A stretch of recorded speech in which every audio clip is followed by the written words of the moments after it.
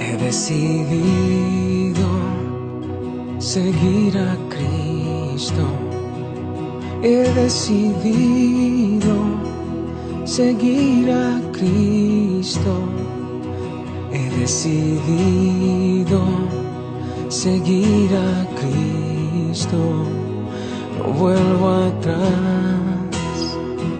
no vuelvo atrás. He decidido seguir a Cristo. He decidido. Lo tenemos. Amén. Éxodo 13:20 dije, ¿verdad? ¿Cómo dice la palabra? Honrando al Padre, al Hijo y al Espíritu Santo. Amén. Amén. ¿Qué dice? Partieron de Sicot y acamparon en Etam a la entrada del desierto. Vamos a orar. Padre bueno, te damos gracias porque tú eres bueno y porque para siempre es tu misericordia. Señor, gracias por la oportunidad que nos das en este día. Te pedimos, oh Señor, que sigas rompiendo cadenas de la manera maravillosa, Señor, que usted sabe hacerlo. Dios mío, sea usted trayendo libertad en el nombre de Jesús a nuestras vidas, a los oyentes, Señor, a todos. Señor, que tú te glorifiques de una manera especial. Padre Santo, que sea tu Espíritu llevando la palabra en este día, para honra y gloria tuya, Señor. Te lo pedimos en el nombre del Padre, Hijo y Espíritu Santo. Y la iglesia dice, amén. Puede sentarse un momento. Voy a ser breve. El tema de este día se llama, o le hemos puesto, ¿por qué hay que cruzar el desierto? Dígale a su hermano que está a su lado, ¿por qué? ¿Por qué hay que cruzar el desierto?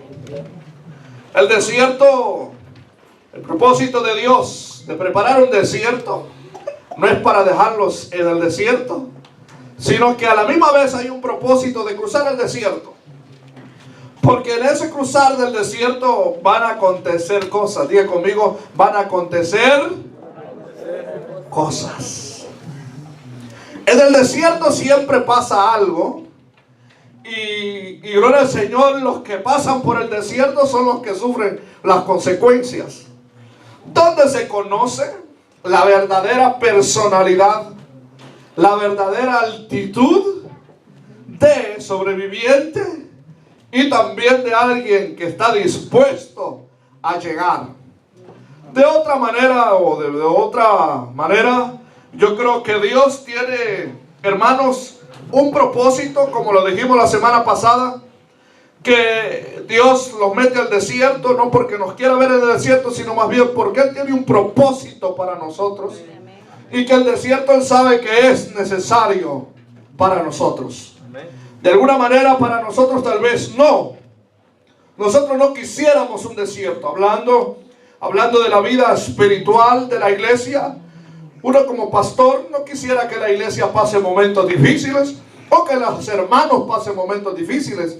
Pero la verdad es que en la vida espiritual, en la vida cristiana, siempre hay desiertos. Y que de alguna manera siempre trae un propósito. Siempre trae un propósito. ¿Y cuáles fueron las dos clases de desierto que les hablé la semana pasada? ¿Alguien se acuerda? Primero fue el desierto que Dios preparó para nosotros. El segundo es el desierto que nosotros mismos provocamos. Bueno, si estamos en un desierto que hemos provocado, hay que entrar en el desierto de Dios. De ahí que Dios tiene un propósito por el cual el objetivo, diga conmigo, el objetivo de Dios es porque Él quiere conocernos, o Él quiere que nosotros seamos reales y los conozcamos de una vez por todas nosotros mismos. Amén. Deuteronomio capítulo 8, verso 2.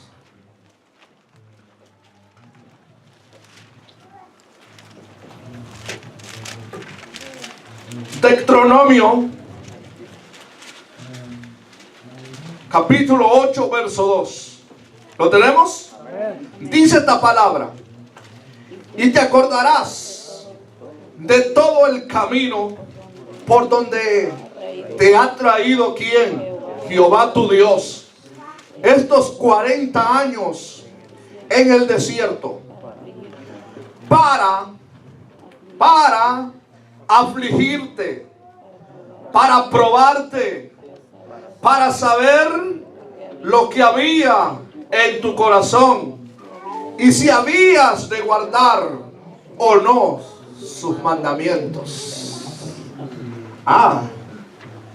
O sea que el desierto que Dios nos preparó también tenía un propósito. Y el cruzar, en ese cruzar del desierto, o en el caminar de nuestra vida que Dios nos ha permitido, o que nos está permitiendo, hay un propósito. Diga conmigo, hay un propósito. Hay un propósito. Y aunque ese propósito para mí no sea el más adecuado, para Dios sí.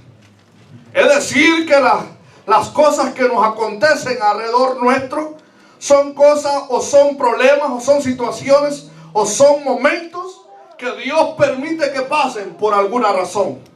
Por alguna razón. Dios la conoce. Amén. Al pueblo de Israel el Señor lo hizo cruzar por el desierto. Y en este texto que hemos leído, el Señor sabía por qué era necesario meterlos al desierto.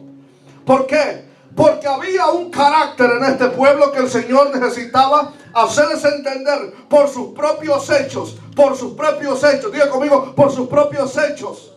¿De qué estaban hechos en ellos? ¿Y quiénes eran? Su carácter, su manera de pensar, su manera de ser. Dios quería que en el desierto ellos mismos entendieran lo que en sí eran ellos. Y que no miraran tan mal a Dios. Y que no juzgaran tanto a Dios como siempre lo hicieron. Sino que se dieran cuenta que el verdadero problema no estaba en el Dios que lo quería libertar. Sino que el verdadero problema estaba en ellos.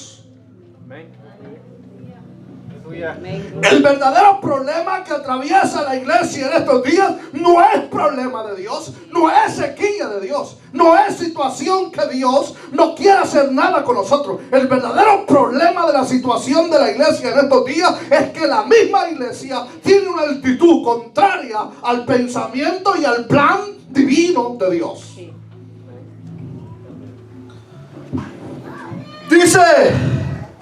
Dice que Él los pasó por el desierto 40 años, primero para afligirlos, para probarte, dice para probarte, para saber lo que había en tu corazón y si habías de guardar o no sus, ¿qué?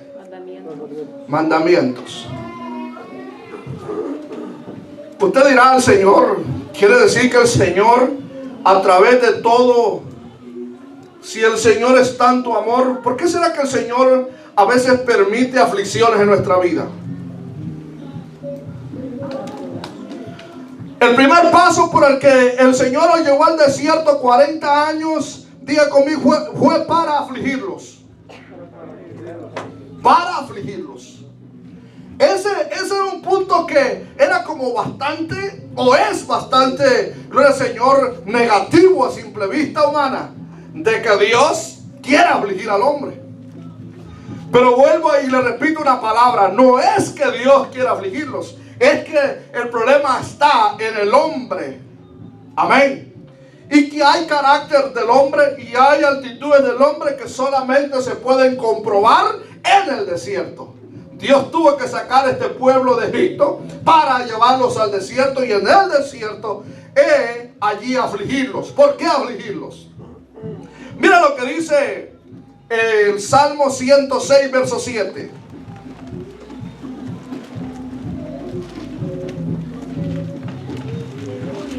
Salmo 106, verso 7 dice: nuestros padres en Egipto no entendieron que dice tus maravillas. No se acordaron de qué dice, de las muchedumbres de tus misericordias, sino que se rebelaron junto al mar, el mar rojo. ¿Qué hizo el pueblo de Israel en Egipto? ¿Qué hizo? Nuestros padres en Egipto, no entendieron tus maravillas. No se acordaron de qué, de las muchedumbres de tus misericordias. ¿Qué hizo el pueblo en Egipto? Comenzó a olvidarse las maravillas que Dios había hecho con las generaciones pasadas. Había hecho maravillas con Abraham. Había hecho maravillas con Isaac. Había hecho maravillas con Jacob. Había hecho maravillas. Había hecho maravillas. José ya había muerto. He aquí los huesos de José estaban en medio del pueblo. Ya los huesos solamente. Pero Dios había hecho maravillas. Pero ¿sabe qué pasó con este pueblo? Se olvidó de las maravillas que Dios había hecho. Pero ¿dónde hizo esto? En Egipto. Lo sacó Dios de Egipto. ¿Para qué? Para afligirlo. ¿Por qué afligirlo? Porque allá en Egipto el pueblo estaba tan acostumbrado y ya se le había olvidado cómo los primeros padres comenzaron a vivir por la fe en Cristo Jesús, es decir, en Jehová el Padre eterno. Comenzaron estos hombres a vivir por fe. Abraham se le da el nombre del padre de fe. Póngame atención, el padre de fe. Luego viene Isaac, un hijo, o se le llama el hijo de Abraham, y es el hijo de Abraham. Luego viene Jacob, que es el hijo de Isaac. Y estos tres hombres que se le llaman los patriarcas, estos hombres vivieron por la fe. Fueron hombres que, alabado sea el Señor, tuvieron sus luchas, tuvieron sus fallas, pero vivieron y se agarraron de la mano poderosa del Dios vivo. Y cuando ellos no tenían nada, Dios les proveyó del desierto. Dios les dio todo el tiempo lo que ellos necesitaban, y fue su mano poderosa al nivel de la vida de ellos. Amén. Entonces, estos hombres aprendieron a vivir. Tanto que Dios da el nombre, dice: yo soy el Dios de Abraham, el Dios de Isaac y el Dios de Jacob. Pero no dice: yo no soy el Dios del pueblo de Egipto. Porque este pueblo comenzó a olvidar y a ignorar, diga conmigo, a ignorar las muchedumbres de las misericordias de Dios. ¿Sabe qué? Cuando el Señor lo lleva al desierto fue para afligirlo. ¿Por qué? Porque le quitó todo lo que Egipto le proveía. Egipto le proveía al pueblo de Israel dioses falsos. Les proveía una falsa fe. Les proveía un gozar de la vida. Les proveía una libertad donde ya no era Dios el que proveía, sino que pensaban que el faraón era el que les proveía para ellos. ¿Están aquí? La iglesia le pasa un poco similar.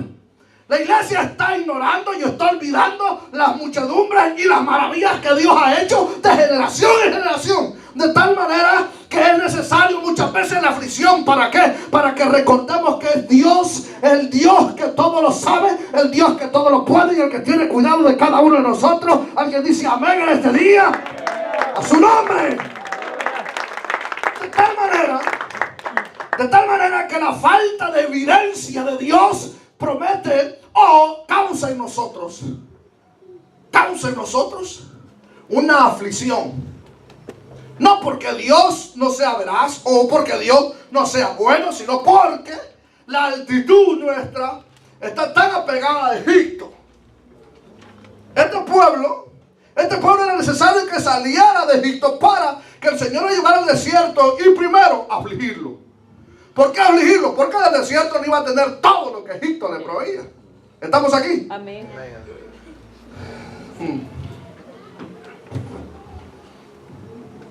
La aflicción es esencial para ver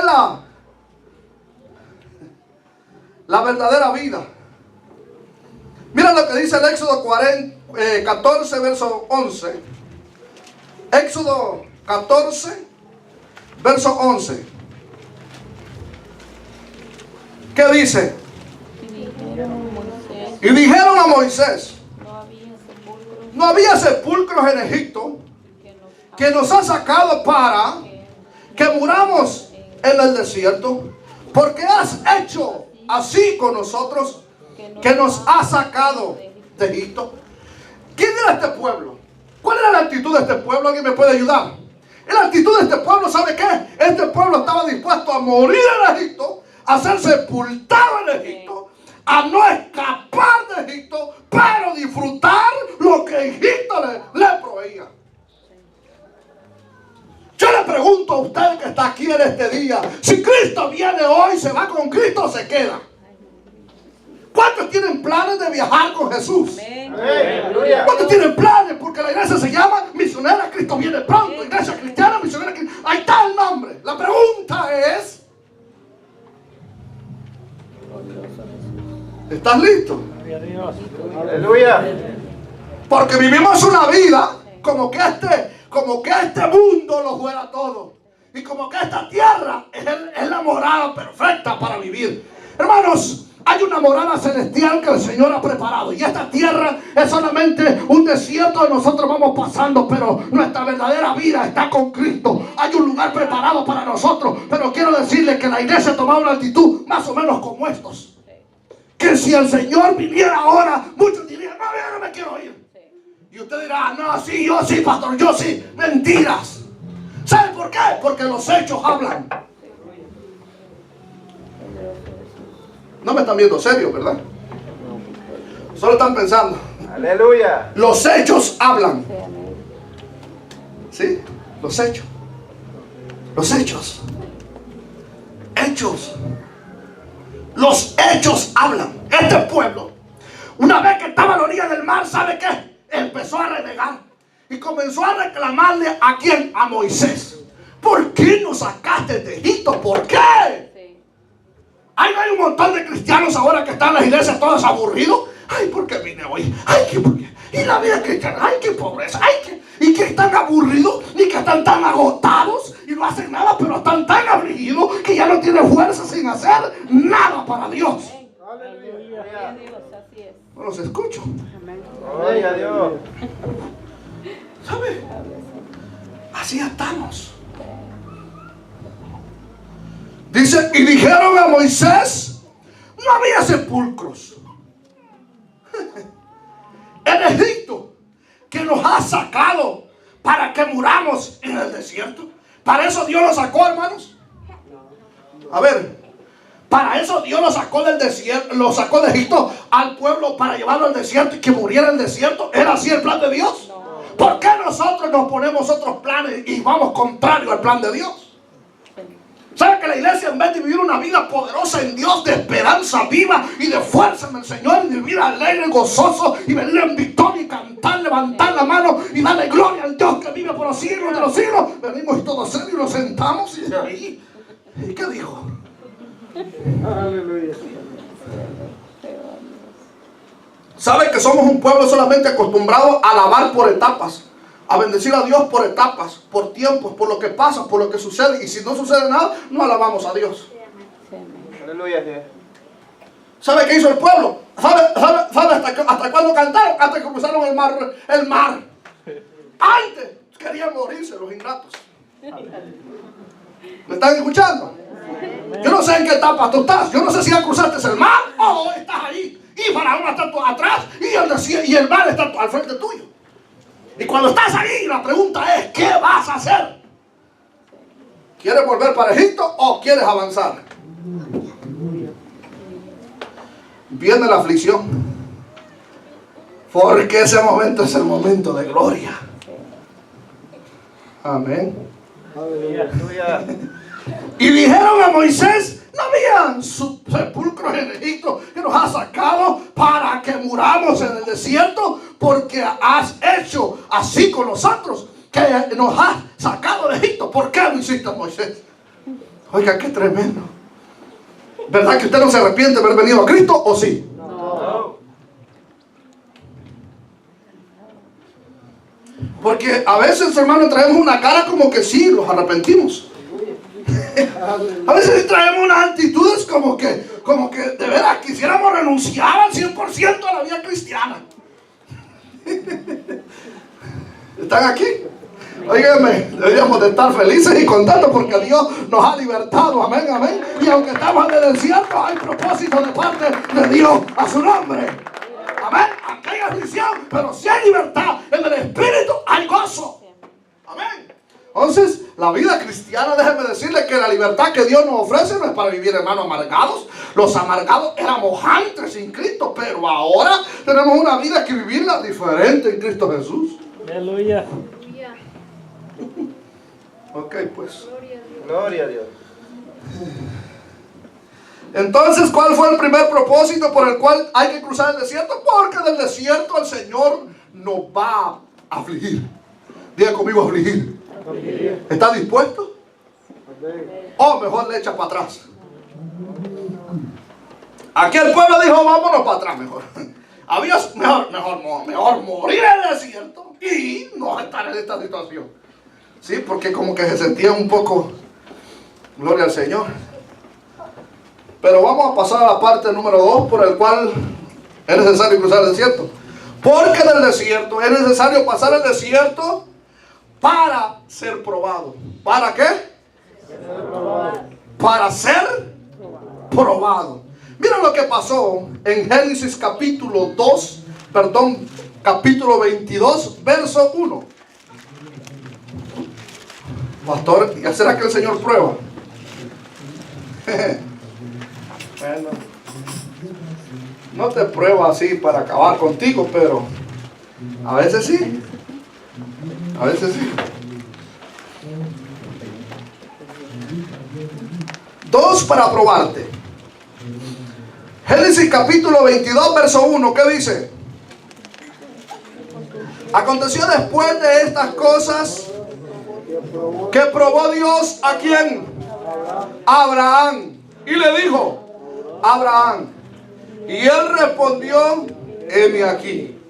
Y dijo, toma ahora tu hijo, tu único hijo Isaac, a quien amas, y vete a tierra de Moriah y ofrécelo allí en holocausto sobre uno de los montes que yo te diré. ¿Qué hizo Dios con Abraham? Lo probó. Diga conmigo, lo probó. ¿De qué manera lo probó? Le pidió al hijo. ¿Y quién era el hijo? El hijo era la promesa. Era el que ellos habían esperado por 25 años. Llegó el hijo y era Isaac. Pero lo amaba. Tenía otro hijo que se llamaba Ismael. Pero Ismael no cumplía o no llenaba el vacío del corazón de Abraham. Pero Isaac sí. Isaac llegó y cumplió los requisitos. Lo amaba, dice la Biblia. Amaba a Isaac. Verso 3. Y Abraham se levantó muy de mañana. ¿Qué dice? Enalberdó su asno y tomó consigo 2 siervos suyos y a Isaac su hijo, y cortó leña para el holocausto, y se levantó y fue al lugar que Dios dijo. Al tercer día alzó Abraham sus ojos y vio el lugar de lejos. Entonces dijo Abraham a sus siervos, esperad aquí con el asno, y yo y el muchacho, diga conmigo muchacho, iremos hasta allí y adoraremos y volveremos a vosotros. A ver. Dios se lo había pedido en holocausto, en sacrificio, pero este hombre está diciendo que va a ir, va a adorar, y luego dice que va a regresar con el muchacho. Diga conmigo muchacho. ¿Y a quién le podemos decir muchacho? Pues a uno que ya más o menos ya tiene más, entre unos 12 a 14 a 15 le podemos llamar muchacho.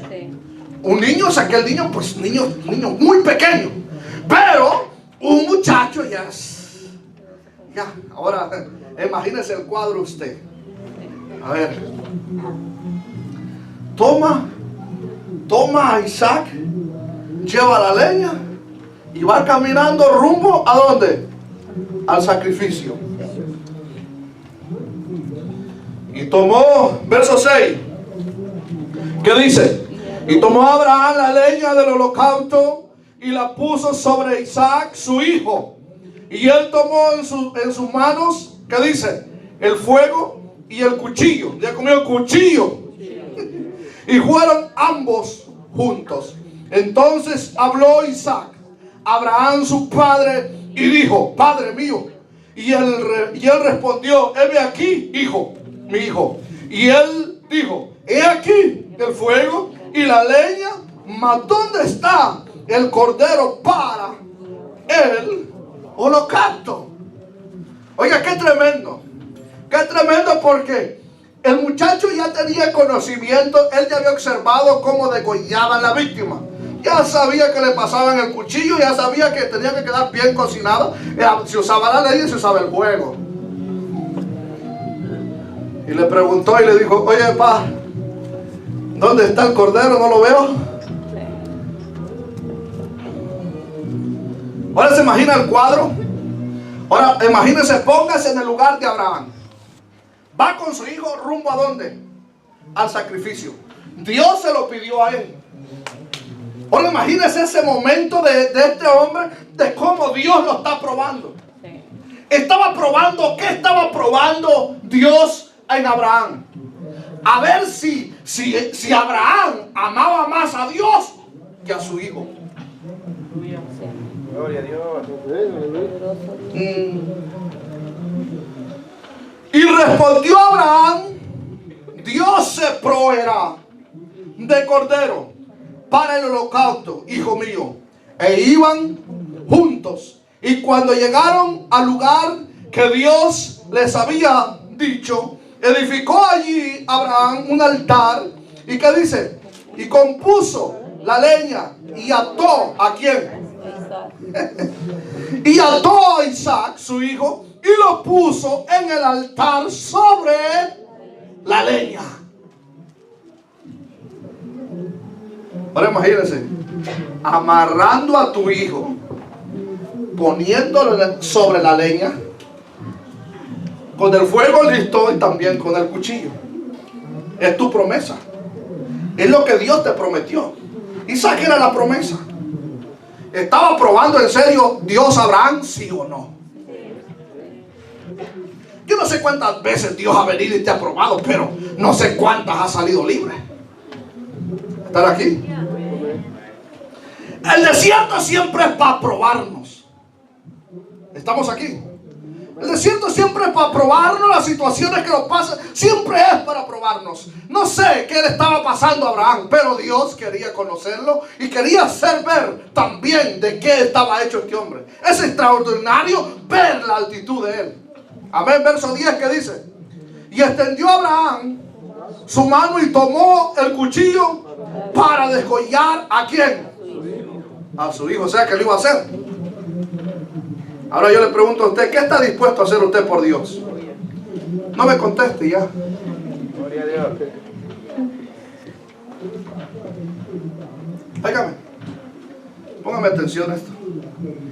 Si nosotros no podemos llevar, pero ni una vida de congregación, óigame, perseverante, una vida de congregación, de congregarnos, de buscar a Dios, de ser eficaces, de luchar, de batallar, de aprender, de prepararnos. Si ni eso podemos llevar, imagínense ir al otro nivel de ser probados. No lo quiero desanimar, lo quiero animar. Amén. Amén. ¿Y qué dice entonces el verso 11? Entonces el ángel de Jehová le dio voces desde el cielo y dijo: Abraham, Abraham. Y él respondió: heme aquí. Y dijo: no extiendas tu mano sobre el muchacho, ni le hagas nada, porque yo conozco ¿qué dice? Que temes ¿a quién? A Dios, por cuanto no rehusaste tu hijo, tu único hijo. ¿Qué hizo Abraham cuando el Señor lo probó? Lo primero que hubiera dicho: Señor, este es mi hijo, el que tú me prometiste, y tú me lo diste, y ahora tú me lo estás pidiendo. Mi único hijo, ya estoy anciano, ya pasaron muchos años, y ahora, ¿cómo vamos a hacer? ¿Usted se imagina el cuadro de un cristiano renegón, de esos que se ponen bravos en estos tiempos? Y hermano, con cualquier cosita explotan y vámonos de aquí, porque alabado sea el Señor, Jehová es muy malo. Oye, imagínense la actitud que hubiera tomado Abraham y hubiera dicho: ya no, ya, rehuso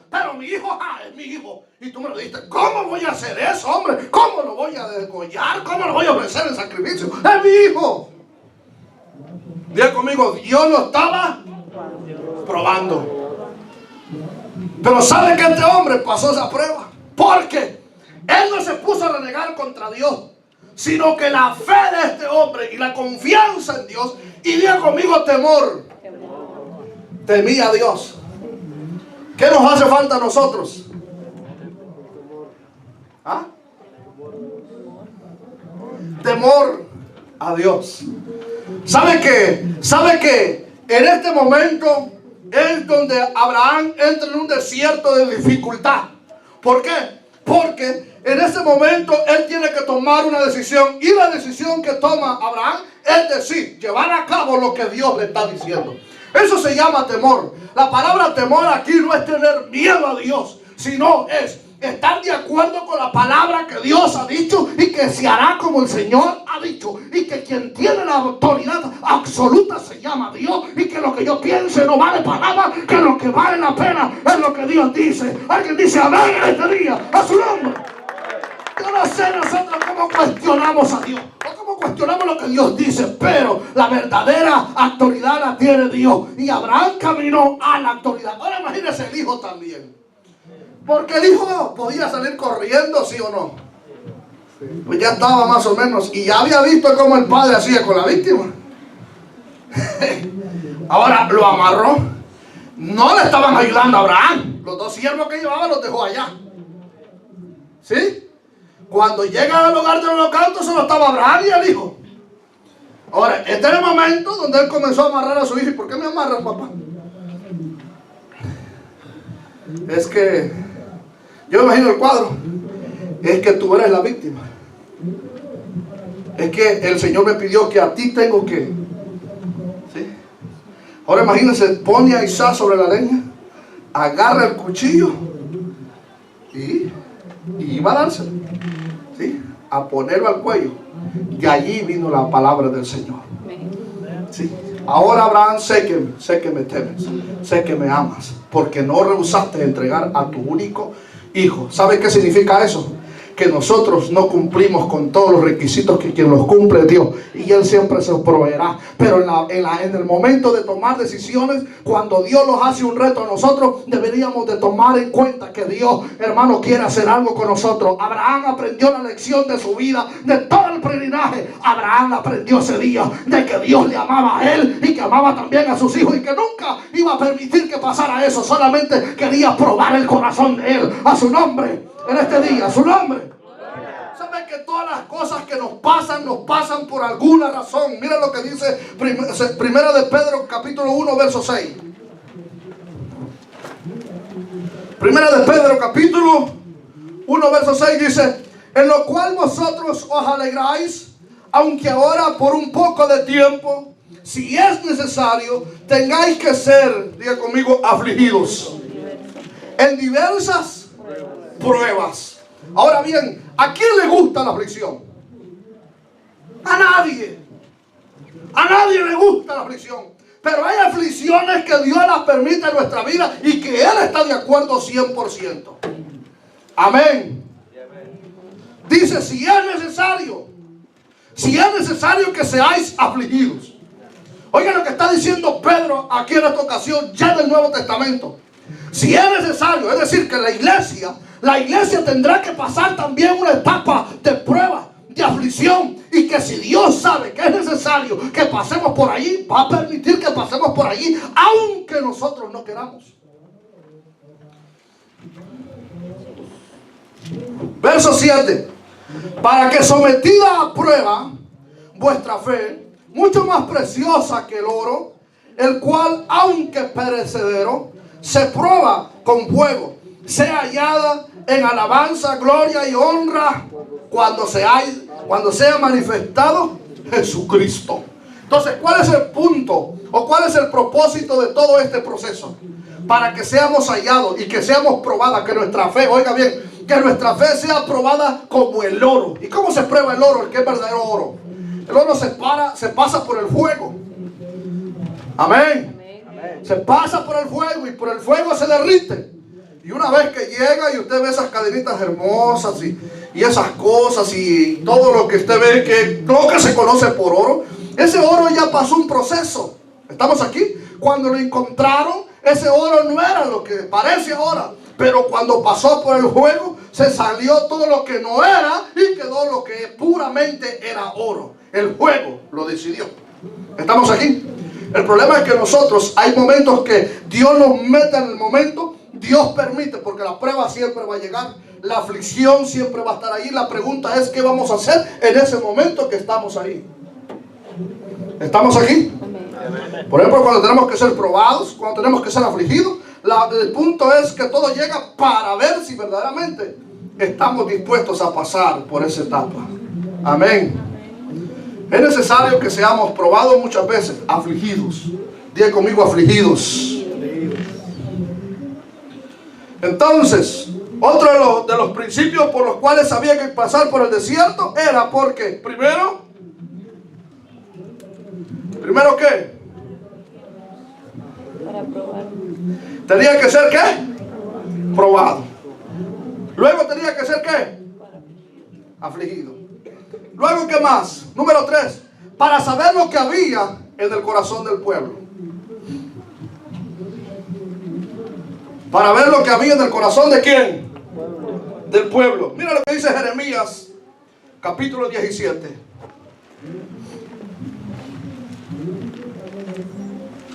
Jeremías 17, 7. ¿Qué dice? Jeremías 17, 7 dice: bendito el varón que confía en Jehová, cuya confianza es Jehová, porque será como el árbol plantado junto a las aguas que corrientes, hará sus raíces y no verá cuando viene el calor, sino que su hoja estará, ¿qué dice? Verde. Y en el año de sequedad, ¿qué dice? No se fatigará, ni dejará de dar fruto. Verso 9. Engañoso es el corazón, más que todas las cosas, y perverso, ¿quién lo conocerá? Yo, Jehová, que escudriño la mente, que pruebo el corazón, para dar a cada uno según sus caminos, según el fruto de sus obras. Ahora bien, del verso 7 al verso 9, hay un gran cambio. Hay un terrible cambio de mensaje. ¿Están aquí? Porque el verso 7 dice: bendito el varón que confía en Jehová, cuya confianza es Jehová. Glorioso mensaje. ¡Wow! Eso es lo que quisiéramos todos, pero ¿qué tal? ¿Qué tal cuando llega el 9? Porque el 7 es consecuencia. Viene el 8 y es la consecuencia del verso 7. Cuando nosotros confiamos en Dios, estamos listos para que en todo tiempo estemos verdes. Diga conmigo, verdes, robustos. Y que en el año de sequedad siempre va a haber ¿qué? Fruto. Siempre. Pero cuando hay confianza en Jehová. Pero cuando el hombre se guía por el corazón, y sabe que el pueblo de Israel se guió más por el corazón, por lo que veían, que por lo que Dios quería hacer en ellos. Ellos no querían conocer a Dios, y muchos de ellos rehusaron conocer a Dios y se negaron a eso, de tal manera que en el desierto quedaron. ¿Están aquí?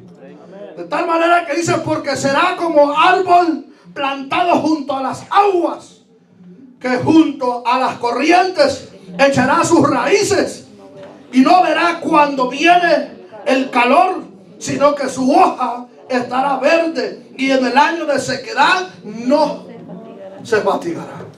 Oye, como que Dios dice: cuando tú confías en mí, aunque venga lo que venga, siempre estarás y nunca dejarás de dar fruto. Nunca menguará tu fe. Nunca estarás débil. Nunca dejarás de luchar, de batallar. ¿Por qué? Porque tus raíces están allí cerquita de la fuente de vida que se llama Jesucristo, el Rey de Reyes, Señor de Señores. A su nombre.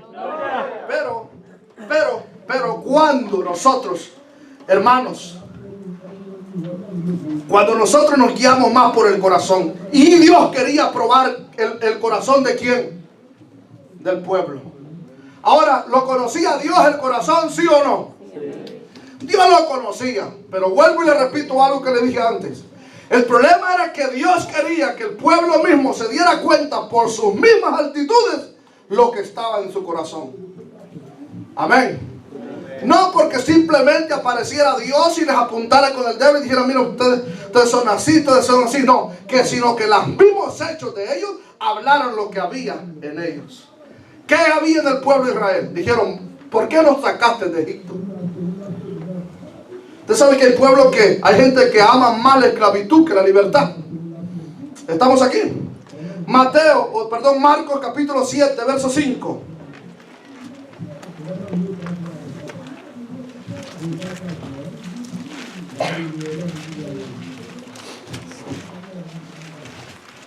Marcos 7:5 dije, ¿verdad?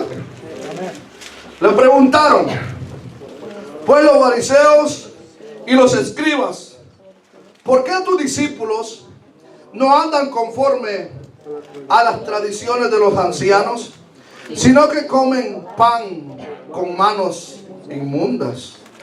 Respondiendo él les dijo,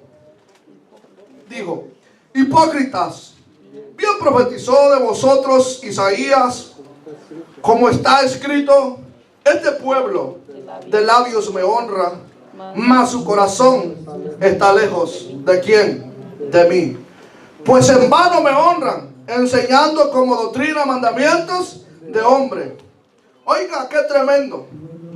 ¿Qué encontró el Señor? Un pueblo que tenía muchos rituales. Diga conmigo rituales. Ceremonias. Oh, eran tremendos. Las ceremonias tan, hermanos, por ejemplo, cuando ellos se reunían en el templo, los fariseos y todo, era un pueblo, hermano, que estaba, alabado sea el Señor, en una ceremonia tremenda. Todo era hermoso, aquello, glorioso. Pero ¿sabe qué? En la verdadera vida espiritual no había nada. ¿Estamos aquí? ¿Por qué? Porque era un pueblo que solamente se había acostumbrado a hacer cosas y hablar cosas, pero en la práctica estaban lejos de Dios. Lejos. ¿Están aquí? Dice, respondió y les dijo, hipócritas, bien profetizó de vosotros Isaías, como está escrito, este pueblo de labios me honra, mas su corazón está, ¿qué dice? Lejos de mí. ¿A qué distancia está nuestro corazón de Dios?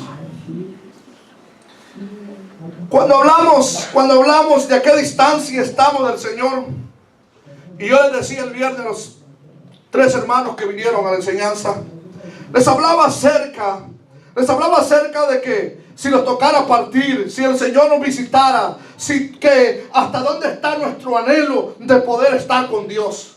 Porque Pablo dice, estamos en este tabernáculo que nos separa de Jesús, que nos aleja de Jesús. Pero si fuéramos revestidos con la vestidura divina, si fuéramos revestidos con ese tabernáculo divino hecho por mano de Dios, entonces seríamos llevados a la presencia misma de Cristo. Entonces Pablo decía, nosotros hermanos anhelamos ese momento que seamos revestidos para estar en la misma presencia de Jesús. O sea, estos discípulos anhelaban, ellos lloraban, ellos gemían. Nuestra vida gime, decía Pablo, por estar en la presencia de Dios. Oh, gloria al nombre del Señor. Ellos anhelaban pasar ese momento aún de la muerte para entrar a la verdadera vida con Dios. Ahora les hablamos a los cristianos si están dispuestos a morir. Pastor.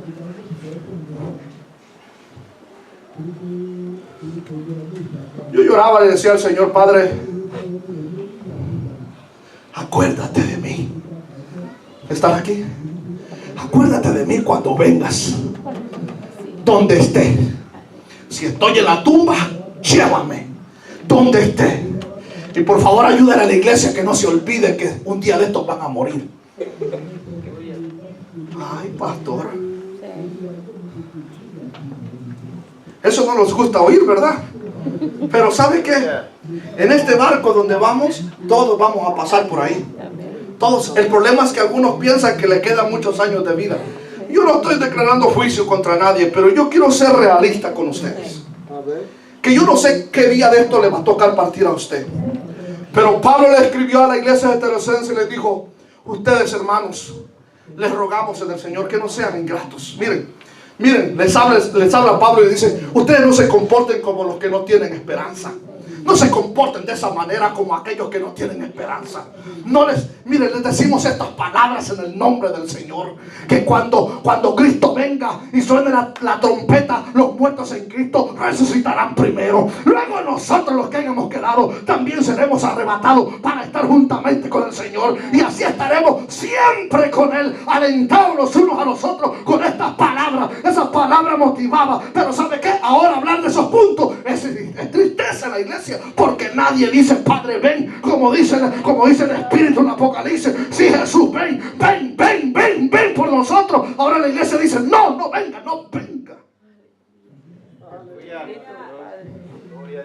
¿Están aquí? Porque ¿sabe qué? Estamos el mundo lo está pesando la iglesia. El mundo es el peso de Egipto sobre la iglesia.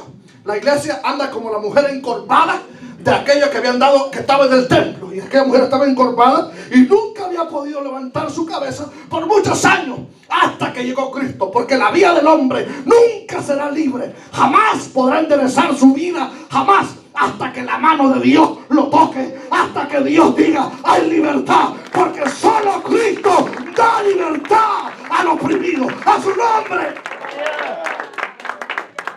La iglesia no puede caminar como la encorvada, así, solo para abajo, y para abajo, y para abajo, y solo para abajo, en todo tiempo para abajo, pero no pueden mirar para arriba.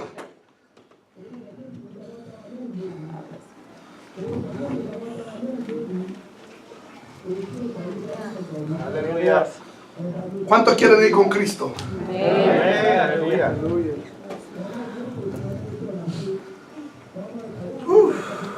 Señor, tenga misericordia.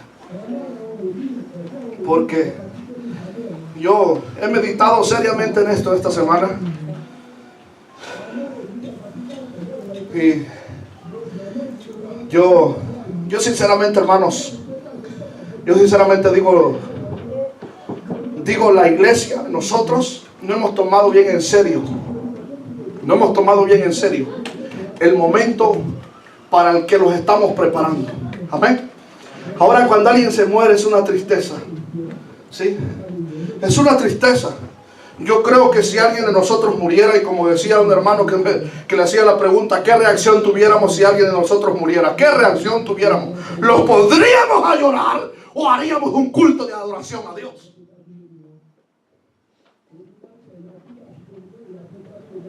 No tiene corazón el pastor, que duro.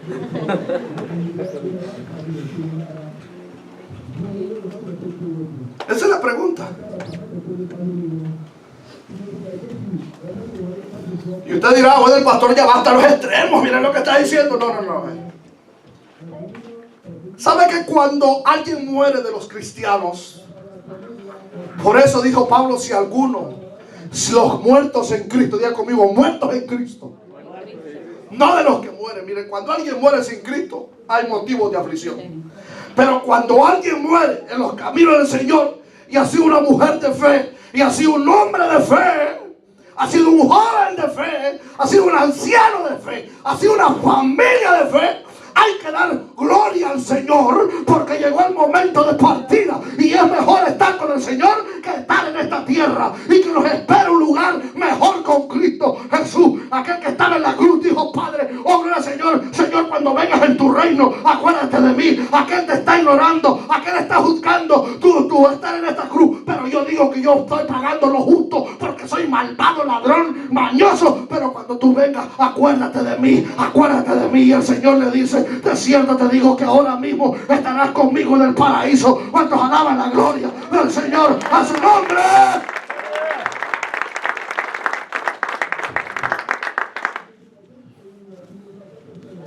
Había pasado tiempo.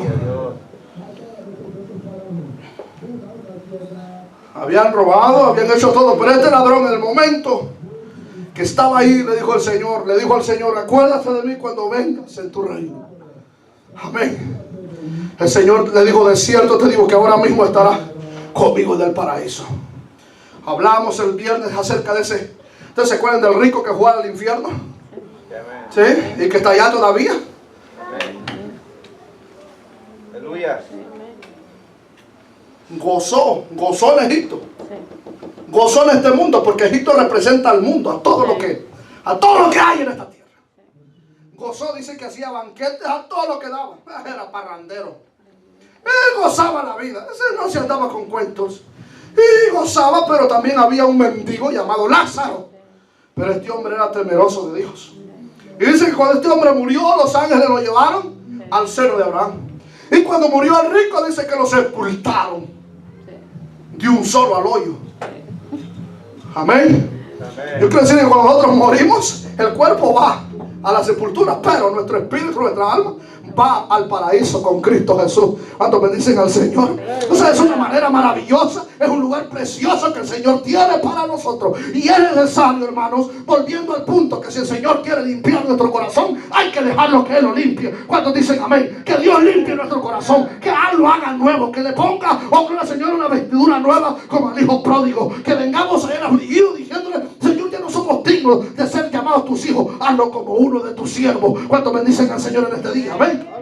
Entonces, yo creo que sería una manera correcta de humillar nuestro corazón, y no solamente de palabras como este pueblo hipócrita, que solamente de labios alababan al Señor, solamente eran cantitos y eran cositas y gloria al Señor, pero en la vida práctica estaban lejos. En el desierto Dios nos prueba el corazón. Dicen amén. Amén. Termino ya con esto. Y este es el último. ¿Cuál era el siguiente paso? Para ver si el pueblo guardaría los mandamientos del Señor. ¿Están aquí? Cuando el Señor lo metió al desierto al pueblo, había necesidad de cruzar el desierto, porque en ese desierto que cruzó era necesario saber si el pueblo iba a depender de Dios o no, a ver si iban a guardar el mandato de Dios o no lo iban a guardar. Desde el día que Dios te llamó a ti a venir a Él y tú levantaste la mano, aceptaste o te reconciliaste, desde ese momento tú eres llamado a entrar en el proceso de Dios. Y en ese proceso el Señor probará tu vida, te va a afligir, te va a probar, te va a limpiar el corazón, te lo va a probar, va a ver qué hay en Él, y también va a ver si eres digno de guardar la palabra del Señor, si estás dispuesto a guardarla, sí o no. Amén. Ok. Deuteronomio 11:22.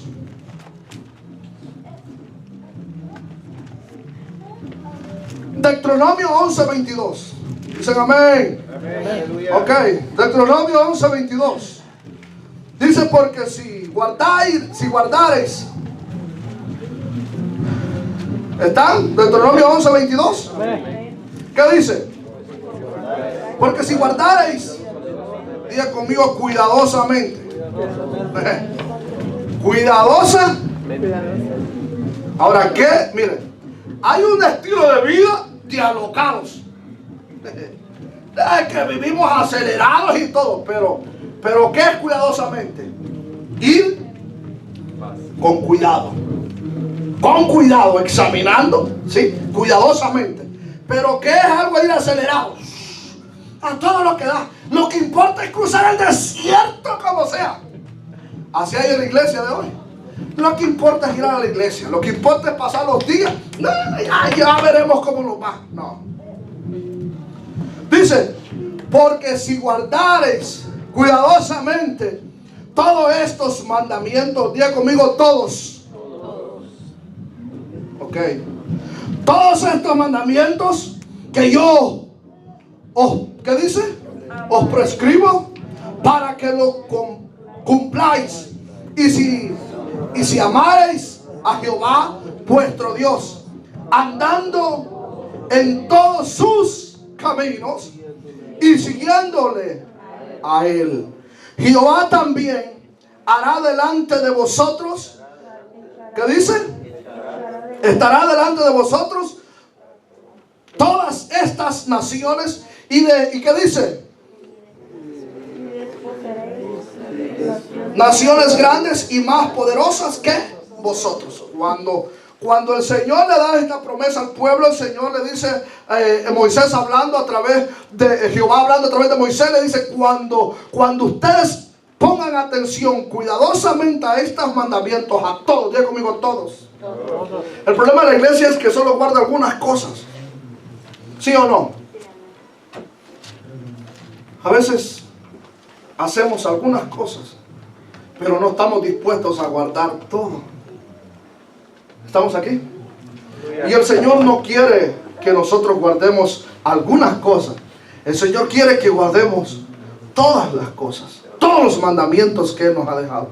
Esto no es pesado, óigame bien. Mire, la vida cristiana no es pesada de llevarla. Se vuelve pesada cuando nosotros rehusamos a vivir en esa vida que Cristo nos ofrece. Amén. Porque el pueblo se enfrentaría a una multitud de naciones que el Señor fue peleando. Y incluso cuando el pueblo dejó la palabra del Señor, ¿sabe qué? Pueblitos pequeños derrotaban al pueblo de Israel. En una ocasión el pueblo de Israel fue a derrotar a Jericó, por ejemplo. Y el Señor le dijo a Josué, Josué, cuando vayan allá, no vayan a tomar nada del anatema. No vayan a tomar nada, esto quiere decir anatema, todo lo que está maldito. No vayan a tomar nada. Pero había uno inteligente, de esos necesitados que siempre hay. Y cuando entraron a la tierra, destruyeron todo. Jehová destruyó todo, los muros cayeron. Entonces, pero allá había uno que se llamaba Acán. Y este Acán era uno de los generales. Tomó para sí un lingote de oro, un manto babilónico y también unas monedas de plata. Y cuando este ingrato tomó esto, se lo llevó, aleluya, escondidito. Pero ya había dicho Dios que no lo hicieran. ¿Por qué? Porque el Señor sabía que habían intenciones de algunos de que una vez que se iba a la guerra, siempre se traía un botín. Pero el Señor les dijo, esta vez no tocarán nada del anatema. Pero siempre habrá un lingote, y siempre te aparecerá un manto, y siempre una monedita de plata. Y cuando Acán lo vio, dijo, esto me lo llevo. Hay necesidad en la casa, su nombre. Y se lo llevó, y dice que cuando llegó a la casa lo escondió en medio de la tienda. Oiga, en medio de la tienda lo escondió, lo enterró y dijo, aquí está el tesoro de Acán. Y aquí no va a pasar nada. Josué no me vio, el pueblo de Israel no me vio, los generales no me vieron, el ejército no me vio. Aquí se queda el lingote, ahí están las moneditas, ahí está, escondidito. El problema fue cuando el pueblo, incluso Moisés, iban a subir a una ciudad pequeña. Hombre, ni la primera parte de lo que era Jericó. Y dijo al pueblo, los que fueron a reconocer la tierra de los otros pueblos que iban a atacar, le dice, vienen a José, le dijo, mira, ese pueblo está chiquito. No muevas a todo el ejército. Mira, con unos poquitos que vayamos, acabamos con ellos. La sorpresa de la vida. Cuando llegan allá, los matan. A un buen grupo de los que fueron a pelear allá, los mataron como a 30. Y luego el Señor, el pueblo sale corriendo para atrás, derrotado, y en vez de enfrentar y acabar con los enemigos, ellos salen huyendo. Cuando llega Josué, después de dar victoria, y llega Josué y le dijo, ¿qué pasó? Nos derrotaron. Entonces viene Josué y se va al templo, al tabernáculo, y se mete y se postra en rodillas. Y viene Jehová y le dijo, ¿por qué estás clamando, Josué? ¿Por qué?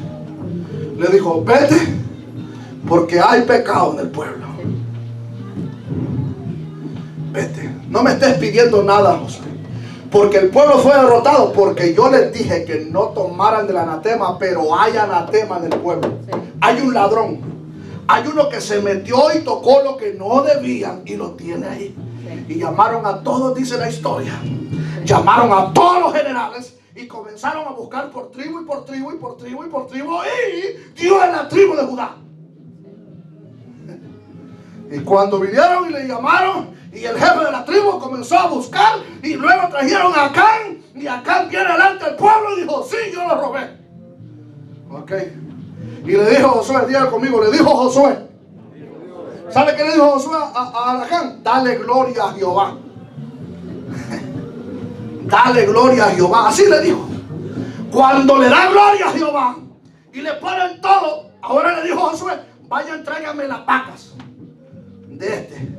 Tráiganme los hijos, los criados, las mujeres, todo, tráiganmelo todo. Y ahora lo vamos a quemar.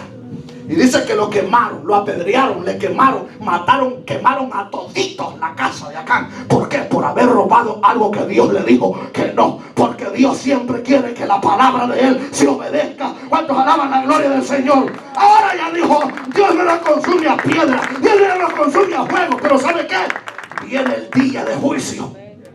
¿Están aquí? Viene el día de juicio.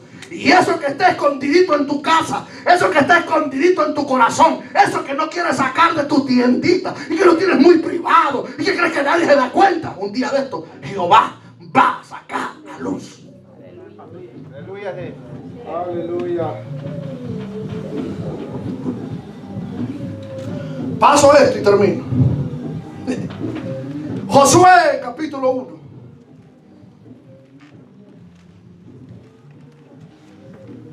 Josué capítulo 1 verso 7. Dios es bueno. Voy a pedir, hermano Felipe, que pase. Josué capítulo 1 verso 7 dice. ¿Qué dice? Solamente esfuérzate y sé muy valiente para cuidar de hacer conforme a qué, a toda la ley que mi siervo Moisés te mandó. No te apartes de ella ni a diestra ni a siniestra, para que seas prosperado en todas las cosas que emprendieres. ¿Cómo le dijo Jehová a Josué? Josué está en la etapa de entrar al ministerio, del llamado. Pero ¿sabe qué le dijo el Señor a Josué? Esfuérzate. Esfuérzate. Hay personas que solo leen el verso 9. Mira que te mando que te esfuerces y seas valiente, no temas ni desmayes. Pero para pasar ese proceso hay uno primero. Hay gente que quiere solamente esforzarse. Y yo te agradezco el esfuerzo. Como pastor me siento emocionado, alegre de verte aquí hoy. Pero tu esfuerzo de estar aquí no basta. Es una parte del esfuerzo. ¿Me estás entendiendo? Es una parte, iglesia, de tu esfuerzo. Pero no te puedes quedar solamente en ese esfuerzo de estar aquí. Tienes que ir a otro nivel. ¿Están aquí?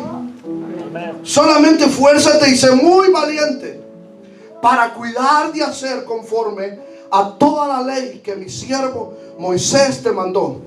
No te apartes, oiga bien esto, de ella, ni a diestra, ni a siniestra, para que seas prosperado todas las cosas que emprendas. En todas las cosas que emprendas, Josué, te va a ir bien, mientras no te apartes ni a diestra, ni a siniestra.